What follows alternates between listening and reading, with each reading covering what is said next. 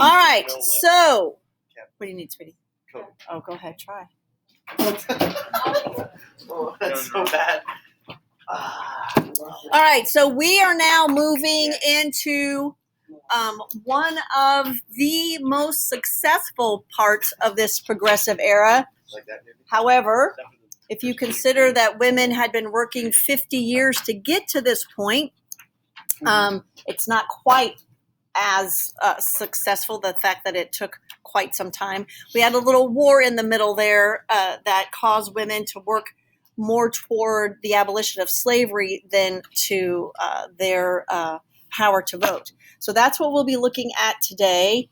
And that will be our movie that we were going to watch next week that will probably have to be bumped into next week and the week after, the women gaining the right to vote. So there's our objectives: analyze the impacts that changes in women's education.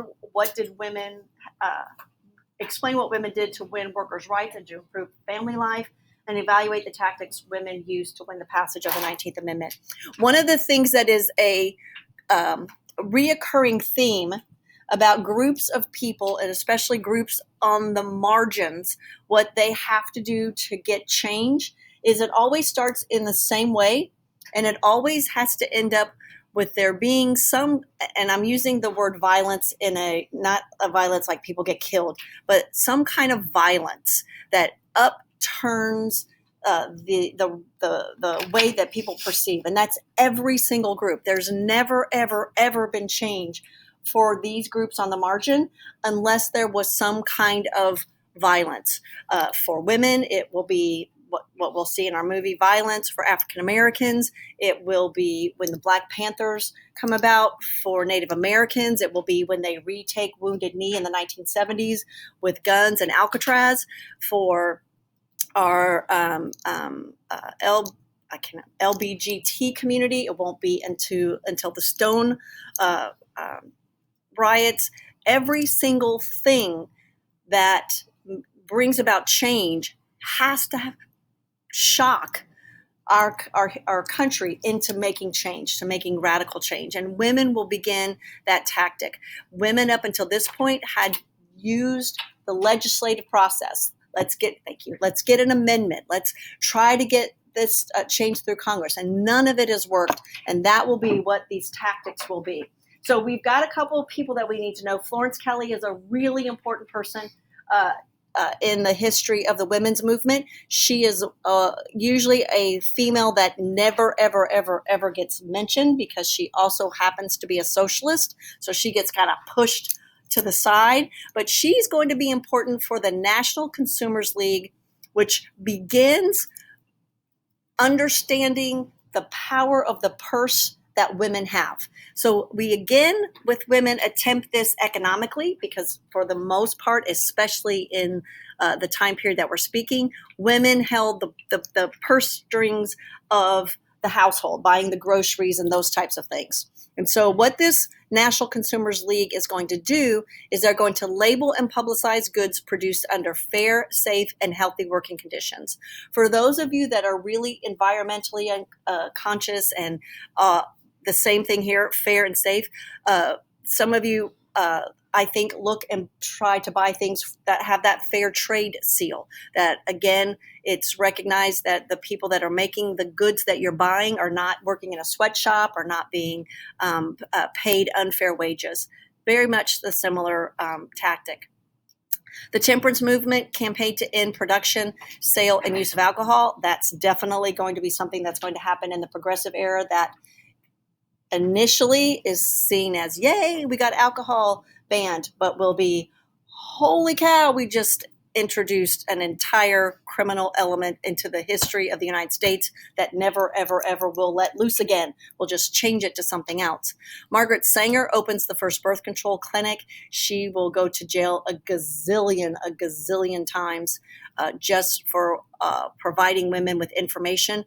When we say birth control, there is no birth control. There's no birth control pill. That doesn't come about until the 1960s. What she's providing is information to women when their bodies allow them to get pregnant, and the things that are available on the market at that point to do that. And she's going to go to jail time and time and time again for trying to provide women this information. She's trying to provide women this information because they die. At this time period, being pregnant and giving birth is the leading cause of death for women. Sadly, in the United States of America, in one of the wealthiest nations in the world, we still have a very, very high rate of women dying in childbirth. It is unbelievable that that still happens in our country. And then Ida B. Wells, that we've met, I think, in every chapter that we've studied up to this point. But this time she is going to be working now on the suffrage moments. Suffrage, make sure you know that word. It's the right to vote.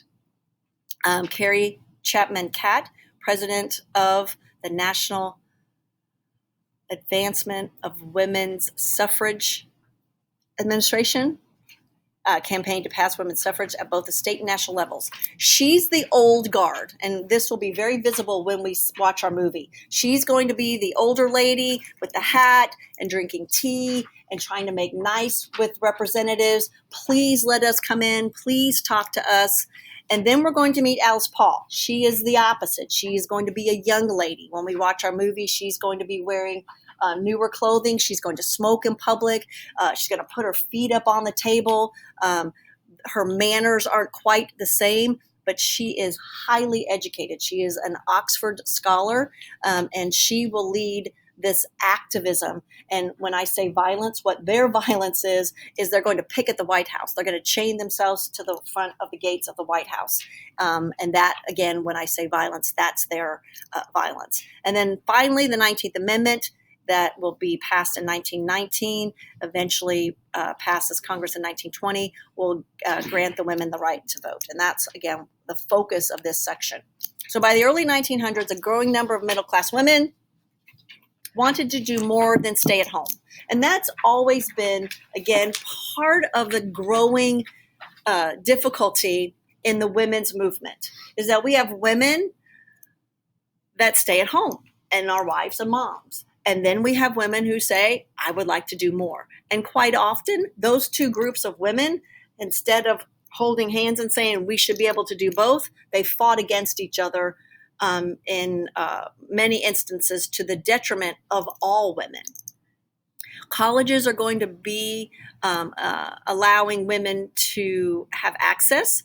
Bryn Mawr, New York's School of Social Work, will give middle-class women college degrees in teaching and nursing and social work.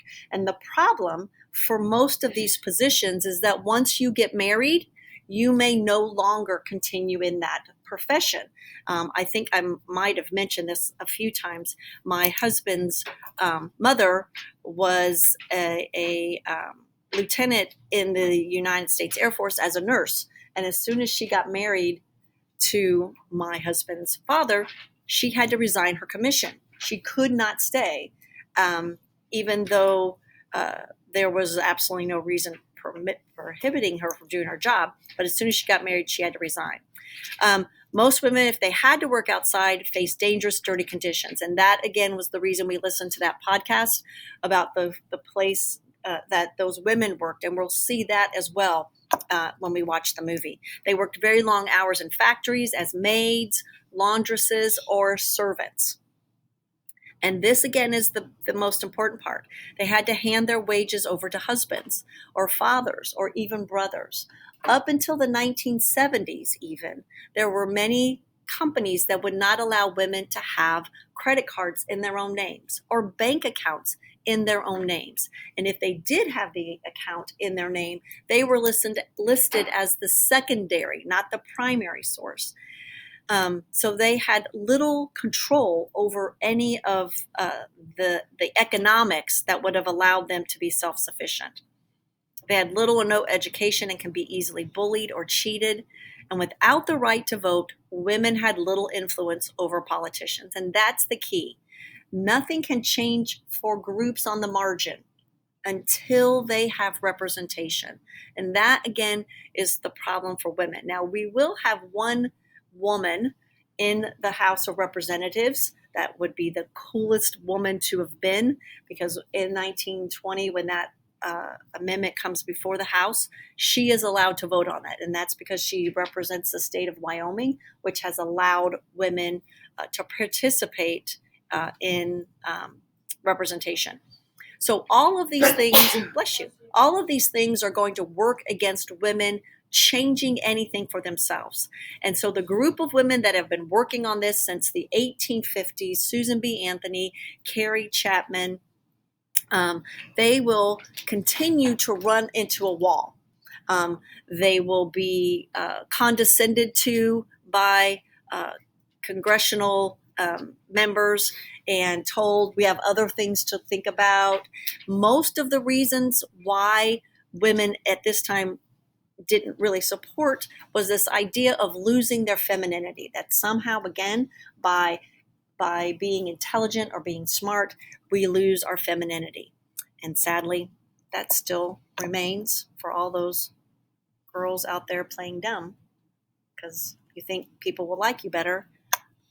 I promise you, boys do not want to get married to dumb girls. My husband thinks I'm the smartest person in the world, which I pretty much am. But there we go. Reformers saw limiting the length of the workday as an important goal and succeeded in several states. So that was one of the ways that women began to take on these different things that hindered their success. In Mueller versus Oregon, the Supreme Court ruled that states could legally limit a woman's workday on the basis that long hours harmed women and their families. So what initially was thought of as a positive becomes a big, giant negative, because all this court case did is said that women weren't capable. And so now this legal ruling recognized the unique role of women and will be later used to justify paying women less than men for the same job.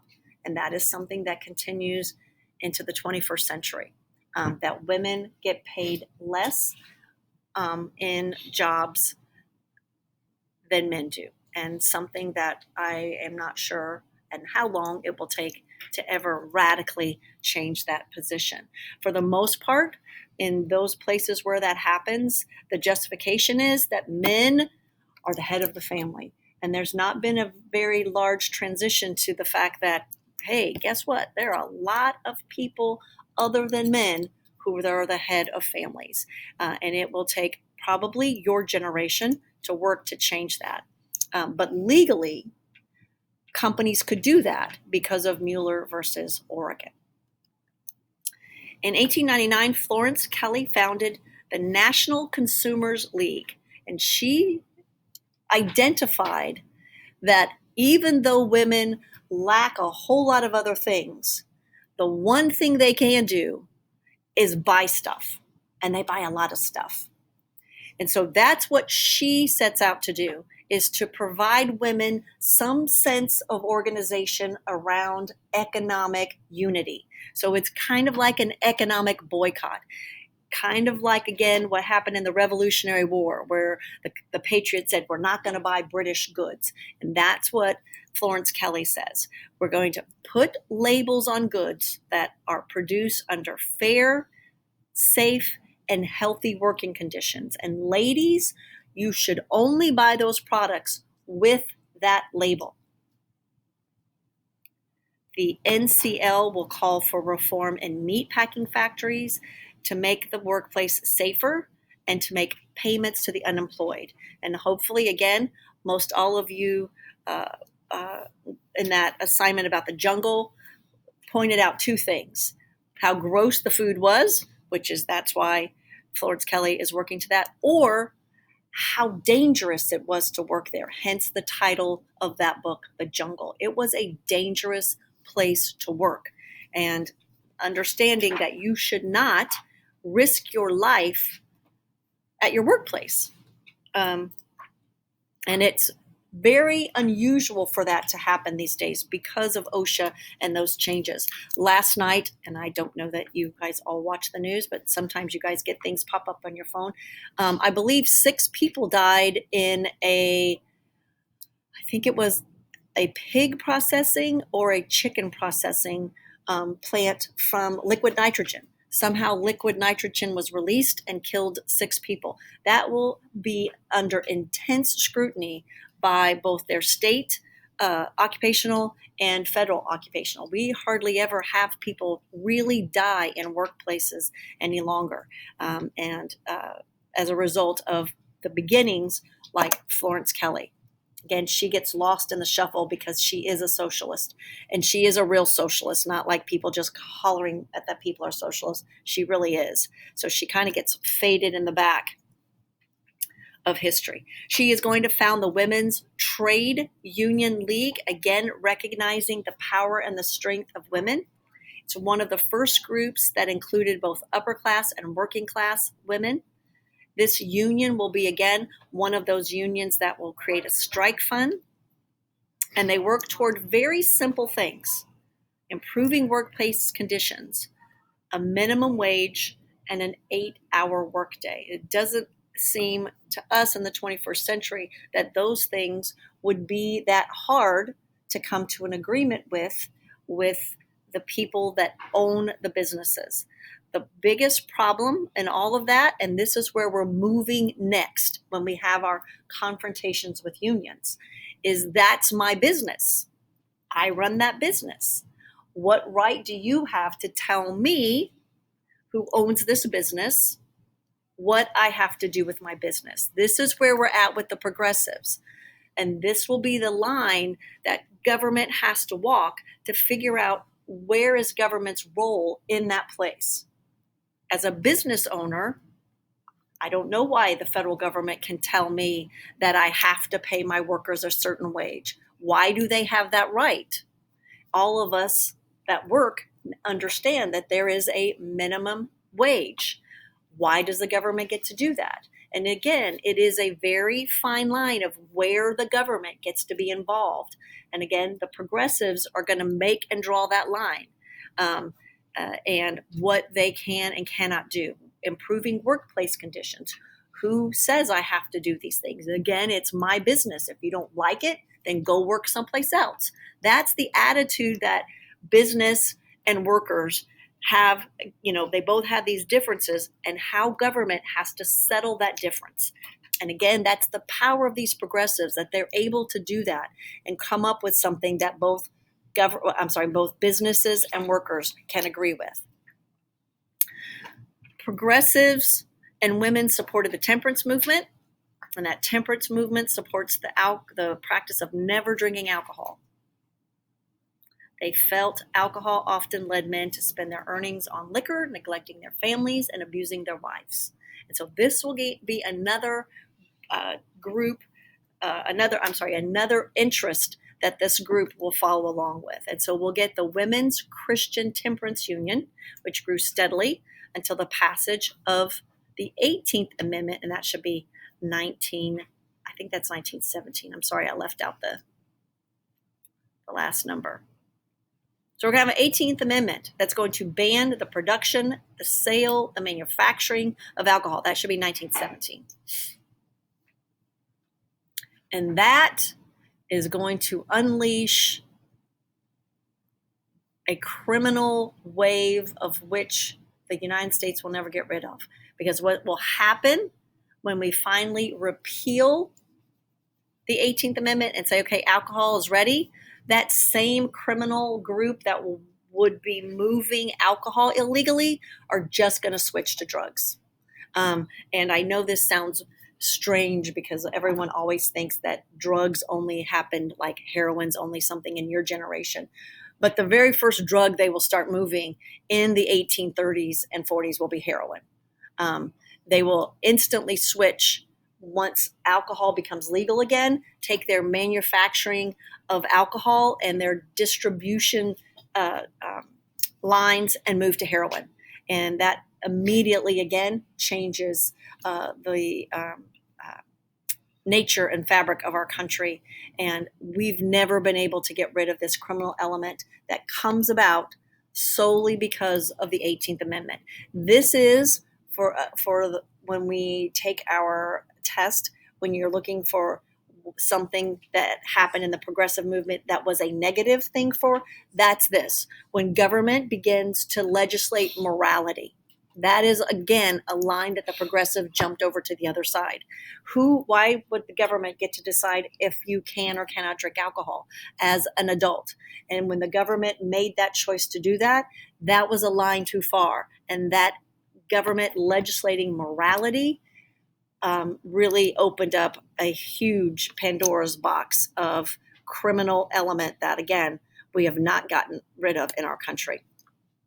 And I apologize that we're going to do notes for this long, but we just really need to get rid of it. It means we won't have to do any tomorrow. In 1816, Margaret Sanger opens the first birth control clinic. And again, there is nothing for birth control other than condoms and a sponge.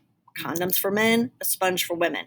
That's it. There's no birth control pills. There's nothing else that she's distributing except information. And the information being, these days are the days that you are fertile, women. Tell your husband no. That's what she's saying. I know that's weird to talk about in history class, but that's all she's saying. And her belief is that if women had fewer children, it would improve the health of women and it would improve the family because women die in childbirth. And I'm sure many of you have older relatives. For you, it would probably be your great-grandparents that had their mothers die in childbirth. My papa was the child that cost his mother her life. He lived with that guilt his whole entire life. His whole life, that his brothers and sisters lost their mom because of him. That's what she's looking for. This is not something that should be happening. She's jailed several times as a public nuisance for handing out info about birth control. That public nuisance and blocking an egress will be what will be used to arrest lots and lots of women. Courts eventually were ruled that doctors could give out planning information, and I'm going to add what your textbook doesn't add to this, with their husband's permission. So if you were married, that would be the only way you would get it. The only way a doctor would give it to you is if you brought your husband to the appointment and said, yeah, you can give her this stuff. In 1921, Margaret founded the American Birth Control League, which will eventually be changed to Planned Parenthood. And this will always be the shocker of all people when we get to the founding of Planned Parenthood, that Planned Parenthood is founded by the Republican Party, which I think always shocks people. But yes, that's who were the founders. African Americans also work for women's rights. Again, Ida B. Wells. We're going to see Ida B. Wells again in this movie, Iron Jawed Ladies. And she will, and Alice Paul will butt heads about where these women, these African American suffragettes, will be able to march in the parade. Southern women say, we don't want them. Alice Paul will give her a wink and a nod, and they'll just jump in the middle of the parade. One of the really important things that the National Association of Colored Women support is daycare centers. And again, that is an issue that still is difficult for working women today, is daycare, where they put their children while they are working, whether they're working for their own advancement or whether they're working to make ends meet. Again, we know she stopped also working segregated schools and lynching. Ultimately, suffrage was seen as the only way to ensure that government protected children, fostered education, and supported family life. This is what women, again, are working for, as well as the right to vote, and they understand that nothing is going to change, nothing about those things, if women don't get the right to vote. Since the 1860s, Susan B. Anthony, Elizabeth Cady Stanton, Harry Chapman Chatt had worked relentlessly for women's suffrage. And what we will see in the movie is the way they worked is as these society ladies and trying to appeal to these congressmen that are very condescending and patronizing to them. By 1890s, only Wyoming and Colorado allowed women to vote.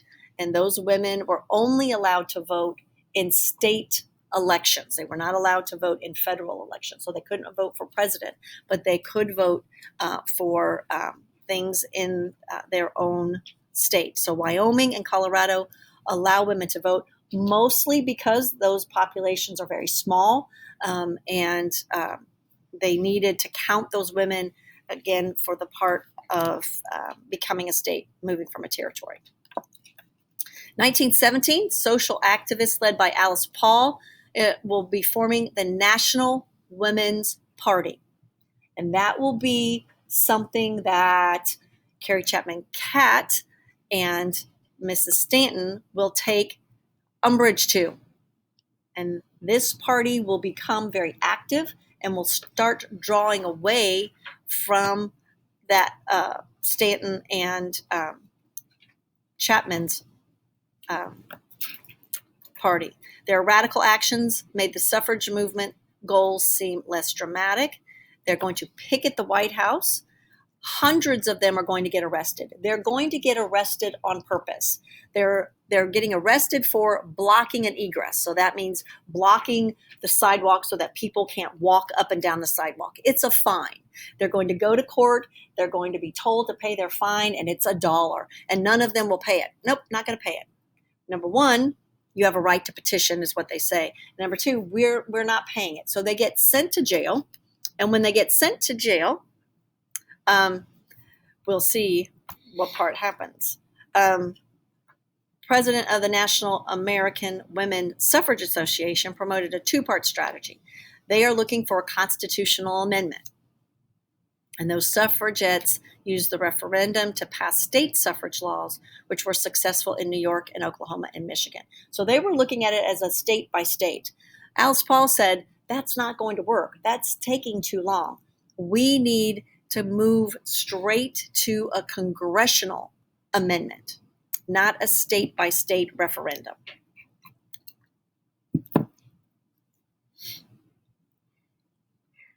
And so these suffragettes will be moving all throughout the country, working toward these ideas. And again, some of the biggest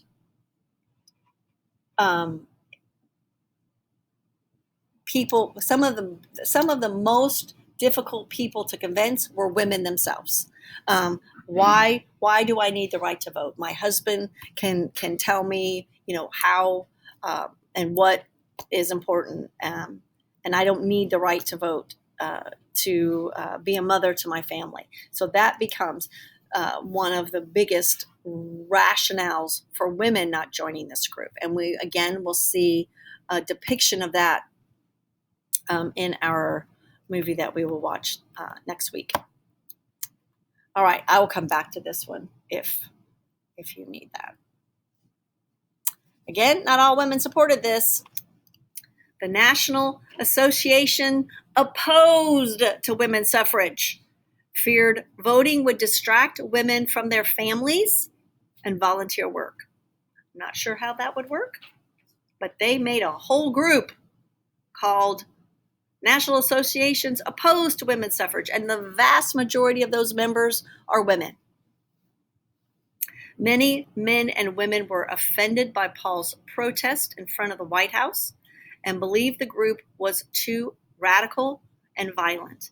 And when those women were arrested, they go on hunger strikes in prison. They don't eat. And Alice Paul will be one of them. And hunger strikes have been used throughout history to invoke change. Gandhi will go on hunger strikes. There'll be a lot of Irish during the Troubles in the 1970s that will go on hunger strikes. They will die as a result of these hunger strikes. But what happens to Alice Paul is they get force-fed.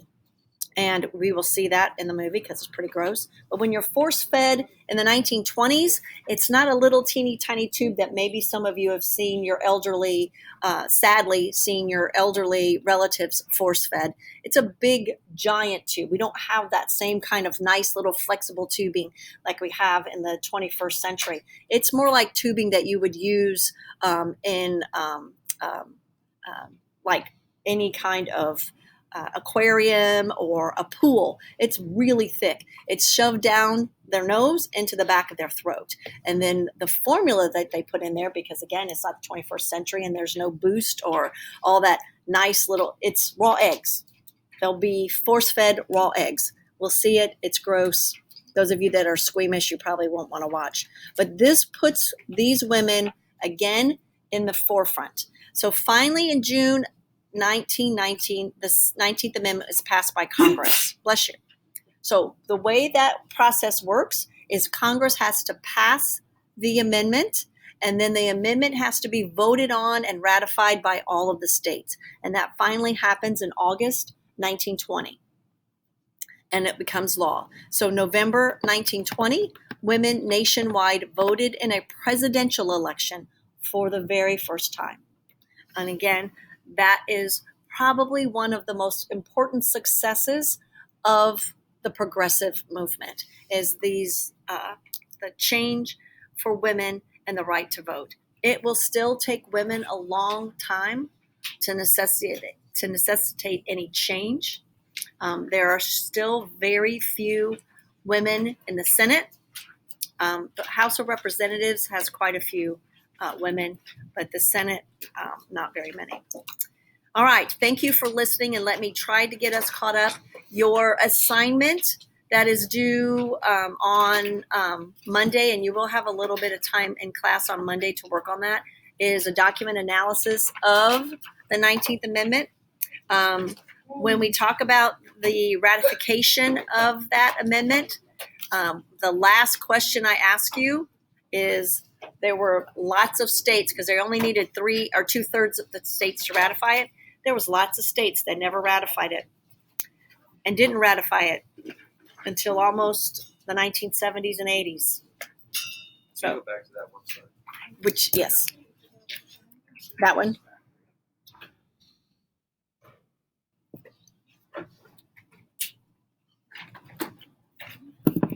All right, any questions? Please make sure, again, we don't hand in a lot of paper assignments, so I know sometimes that is not on the front part of your brain, but please make sure that you turn in that worksheet to the black tray. Make sure your name is on it. Get your bell questions done and turned in. What's Friday's bell question? What's today's? Can you answer it now with our notes? Has anybody looked at it? You should be able to answer it now with our notes. That was one of the things I was concerned about, being able to answer that without your notes. Okay. Thank you for your attention.